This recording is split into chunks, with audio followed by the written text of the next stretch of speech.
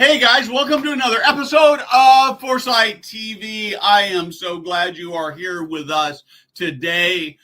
It makes a huge difference in the industry. We know that Foresight TV is not for everybody, but you are here because you want to make senior living better for residents and team members.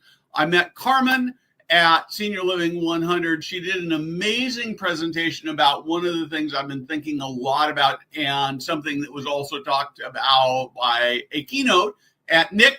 I know that sounds all super mysterious, and we're going to get into that in just a minute, but first this.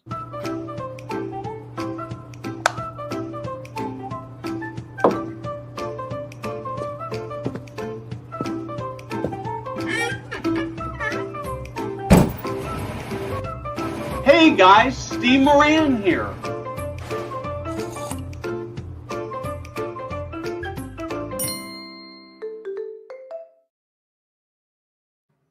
Carmen, welcome. Let's start with who you are, what you do, your community, your organization, and all that stuff. Great.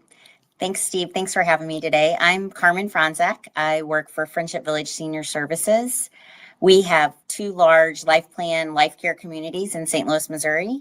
We also operate a home health, private duty, and hospice company. And our newest business is a senior concierge service. Terrific. And you have this relatively unusual problem in your organization with your senior living communities, right? You want to talk about that? Are you talking about smaller units, older units? About having a wait list.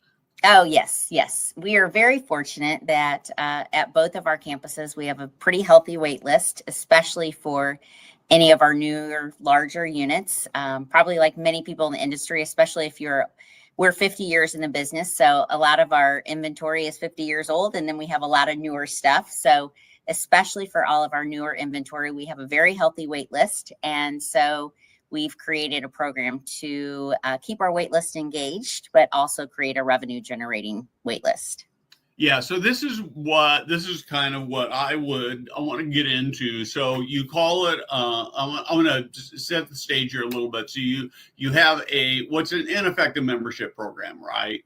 Yes, we do. We have a membership program, and we have two different levels of our membership. And essentially all of our members are on our wait list. Terrific. So one of the reasons I want to talk about this is that when I was at the NIC conference a few weeks prior to Senior Living 100, Joe Coughlin with MIT Age Lab did a presentation. And one of the things that he talked about, he and Bob Kramer, he did a presentation, then Bob Kramer had a fireside chat with him. And there was this big discussion about language. And this idea that everybody kind of hates the term resident, but nobody really knows what to do about it. And so Joe suggested that maybe the term ought to be members. So I'm a member of this exclusive club. I'm a member of a golf club or a dinner club or something like that. So that really, really intrigued me. So let's go back into your story about what you did and how you created this membership wait list and this club, is that the right word? Membership programs is what we call it. We like to think of it as their country club membership, but they're truly just our membership programs. Okay, so why don't you just walk us through it? Sure. So again, at Friendship Village, we have two different membership programs or membership opportunities. The first one is what we call Early Advantage. And this is where people who want to join our waitlist, it's the only way to join our waitlist. You have to become a member of Friendship Village. And becoming a member involves paying us an entrance fee and then a monthly fee. That entrance fee is a $40,000 fee. And then on day one, $10,000 of that fee is non-refundable. The entire amount, though, will eventually go to their entrance fee when they move in. And then they do pay us a $200 a month monthly service fee.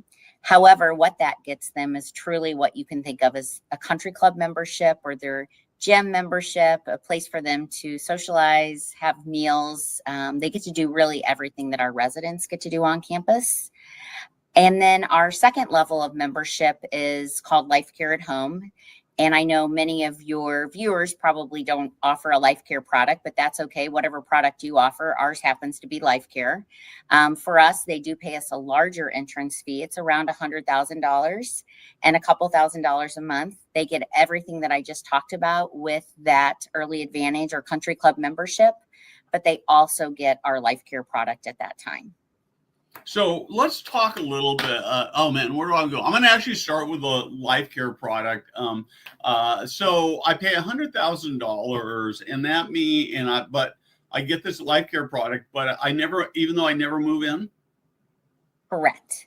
So we qualify them at that time. We are financially, medically qualifying them. They're qualifying for their life care. They're actually assigned to an apartment, so it does improve our occupancy.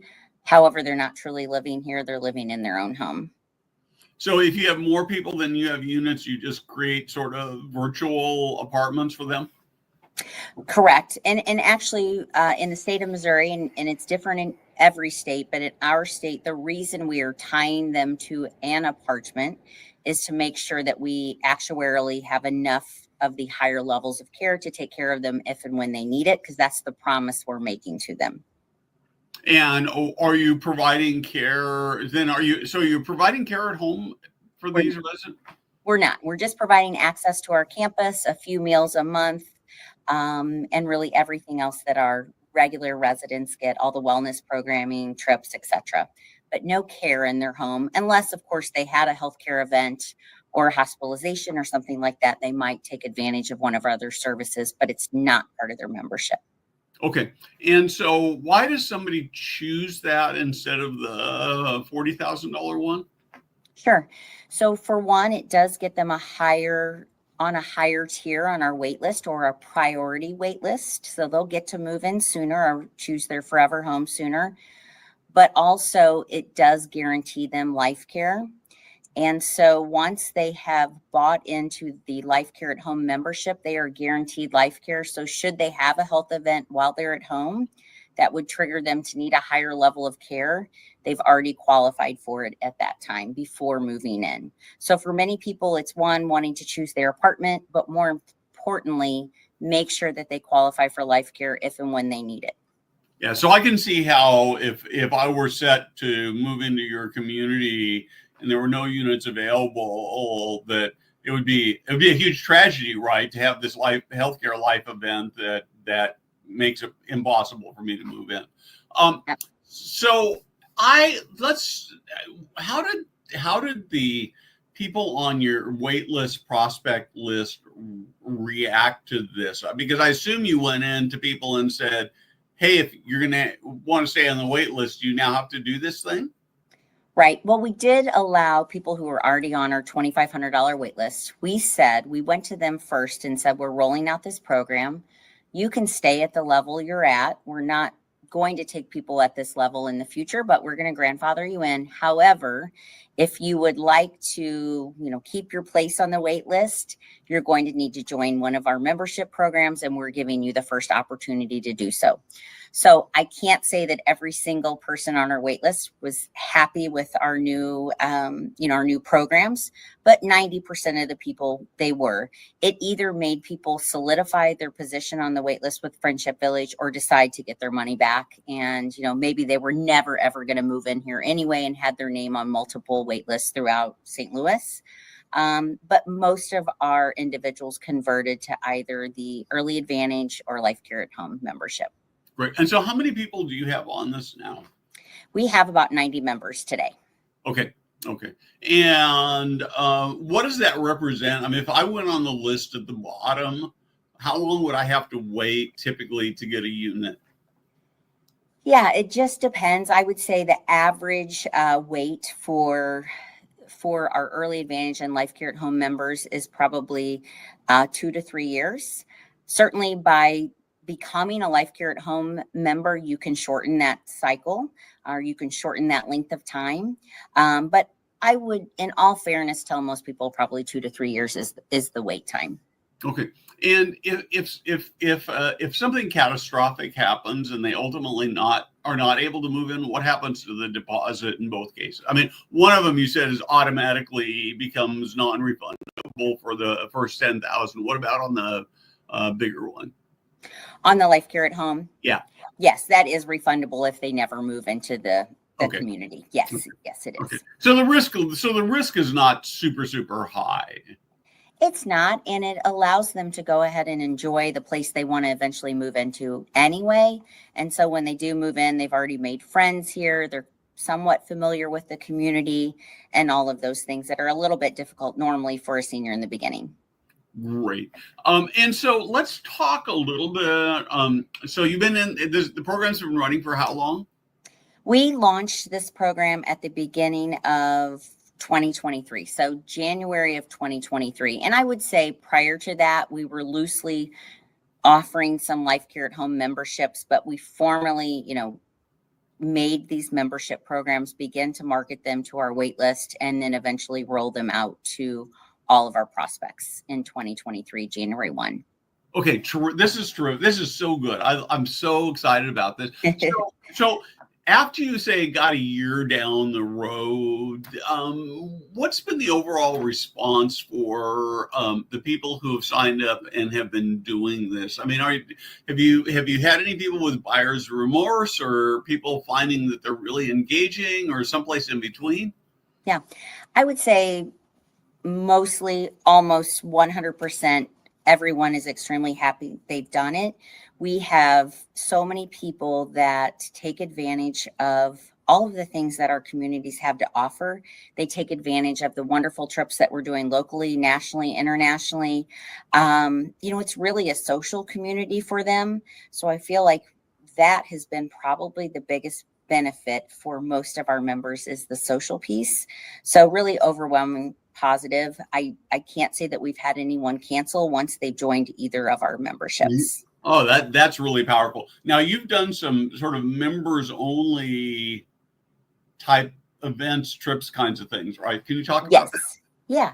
So they are welcome to take advantage of any of the trips, etc., that our residents do. But we do offer on a quarterly basis at least, but usually about a monthly basis, members only events. So for instance, Cinco de Mayo coming up, we're having a big party at a Mexican restaurant that's a great spot in St. Louis. We just took everyone to the winery on a bus for a day trip. So we are organizing members only events. And to take that a step further, I think I talked a little bit about this at Senior Living 100. We have created our own smartphone app that members get. It's only for our members. It's exclusive to our members, and it becomes a social platform for them. We can interact with them and talk about the social events we're having, or they can interact with one another and create their own events, or just chat like you would on Facebook. That's cool. Now you've got some big trip planned though, right? For the members, is that right? Yes, we have a big trip planned this summer in July where we are going to Ireland and Scotland. And do you get to go? Yes, I do. Oh, man, that sounds terrific. Yes. How long are they going for? We're going for 10 days. I had the opportunity a couple of years ago, at prior time in Israel anyway, where I was able to go with about 30 of our members to Israel, and that was pretty awesome too. So yeah, that is definitely one of the perks of my job. Yeah, no, that sounds really, really good. So how do I ask this question? How did you sort of come up with this idea? Let me step back and set the stage for this a little bit. I don't think I've really written about it, but one of the things I've been thinking about a lot is that we've had so much, costs of operating senior living have grown so rapidly, faster than inflation over the last couple or 3 years, really since the pandemic. And it doesn't seem like that's slowing down very much. Labor shortages and just, the cost of goods, and maybe now with the tariffs, I'd hard to know what the impact is going to be. And so that means higher, those higher costs translate into higher fees. And so I keep finding myself thinking that this kind of thing, looking for external revenue sources, is is such a brilliant way to moderate that and to create the finances in a community, make them healthier. Now, you're unique in that you're a life plan, but do you see application for this on a rental property basis? And just sort of let's actually start with, how did you guys come up with this? Yeah. So I think you nailed it. We, just like everyone else, looking for ways to diversify our revenue, looking for other services we can offer so that the pressure of the revenue side, meaning with our residents, we didn't always want to have to apply a high rate increase to our residents every time. We had to find different ways to lessen that a little bit. So this was one of the ways to do that. Of course, our ancillary businesses such as home health, hospice, private duty, they do that as well. So this, number one, allowed us a revenue stream that we didn't have before. It allowed us to solidify that wait list. We knew once these waitlist members became early advantage or life care at home members, we knew they were actually moving to Friendship Village. It was creating revenue for us, and maybe most importantly, shortening that sales cycle or shortening that length of time from which they were committing to us, but actually moving in. So that's really why we did it, sort of a culmination of all the things I just described. We wanted to generate more revenue, take some of the rate increase possibility pressures off of our residents, and then also find ways for our prospective residents to enjoy the campuses sooner rather than later. We all hear our residents say, I wish I would have done it sooner. And then we hear our prospects say, I'm not ready yet. So this was kind of that perfect way to bridge that gap or create a program that did that for us. Terrific. And the other thing is that you had some smaller units that were tougher to rent, and this has helped you with that too, right? Can you talk about that? Yeah. So as I mentioned when we started, we are a 50-year-old company. So our campuses were built 50 years ago. We do have a fair number of units that are on that smaller size, 500 square feet or less. Of course, there are certain buyers out there for those, but not as many as there used to be. So we look for ways to combine them, make them larger, all the things that you can do. But for us, this was another way to take spaces that were sitting empty and they were non-generating revenue spaces for us, and at least create some revenue with them. So the entrance fee that we're collecting is the exact same entrance fee as if someone were moving in. On the monthly service fee, it's less though, because they're not living here and they're costing us less. But at least we're generating some revenue. So yes, number one, it increased our occupancy, but number two, for us, it's created about $7 million in entrance fees and monthly service fees for us right now. So that's been a really great addition to our revenue. Yeah, that's certainly a non-trivial number. Are you having people come to you and say, I just want to sign up. I'm never going to move in, but I just want to be a part of the membership?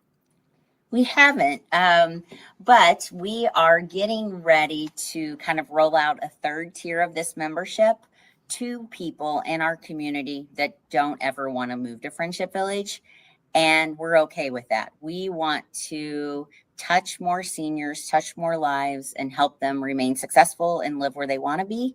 So this summer, sometime around July 1, we will be rolling out a new business that is just that. We're going to create a membership program that really has nothing to do with you ever moving to Friendship Village.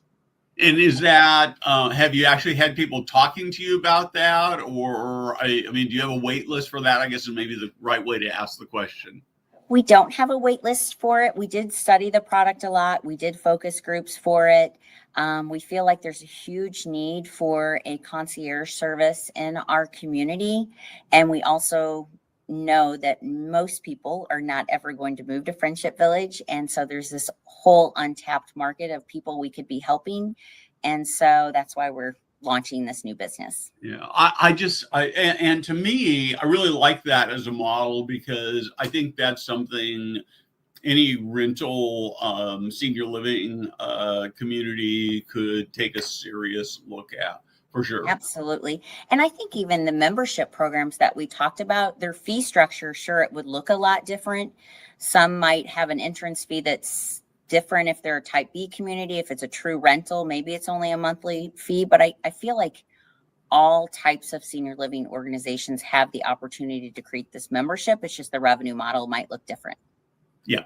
Yeah. And I actually, the other thing I think about it is that I actually think that it might create a more dynamic experience, more dynamic social environment where you've got more people coming in from the outside and interacting with the people who are living in the community. I don't know, maybe it becomes too tiered, but it's probably tough, something you have to really guard and think about how to make work. But I see the potential for so many benefits there. Yeah, and we were a little nervous about what our current residents would think about these members coming in and using their amenities, using their dining venues, participating in their trips or wellness classes. And I can tell you, we really haven't had any issues, complaints, concerns, and I thought that would exist, and it just hasn't. I think the people just enjoy having more people around, and more energy on the campuses. So that's really been nice too. It does create just kind of a higher level of energy on the campus. Well, and it comes back to this idea that this isn't just a place for frail old people, right? Right. And that's, I think that the picture that it paints is super, super valuable as being something that's desirable rather than ultimately need driven. Absolutely. So now that you've traveled this path of how do we generate more revenue, are you looking at any other things to generate outside revenue? We're exploring a couple of opportunities currently. One would be to take the piece of technology that I mentioned briefly and be able to offer that to other operators around the country for them to use however it might fit for their business. So looking forward to that opportunity. We also have an opportunity right now in St. Louis to build something that's much more for active adult seniors because of where it would be located and within the development would be built in a very dense development with lots of restaurants, grocery store, a very walkable community. So those are a couple of the things that we're currently looking at. One is scaling this piece of technology that I mentioned, and then two is creating perhaps a third site of Friendship Village here in St. Louis. So on your membership, are you ultimately limited to the number of people that you can have on it based on the units, or could you go to 500 people? Or, I mean, at some point in time, it becomes probably unwieldy. Yeah, great question. On the Early Advantage membership, which is truly that country club waitlist membership, we could have as many people as we want on that. On our Life Care at Home membership, we are limited because we have to tie it to a particular unit, and we only want to do that to our smallest units on each campus. I would say at any given time of that Life Care at Home membership, we wouldn't be able to get past about 50 memberships on each campus because of the number of small units that we have. Gotcha. And do you assign multiple people to a single unit, or how do you manage that? Yes, one membership can be for a single or a couple, and it's the same price regardless if it's a single or a couple. Okay. Yes.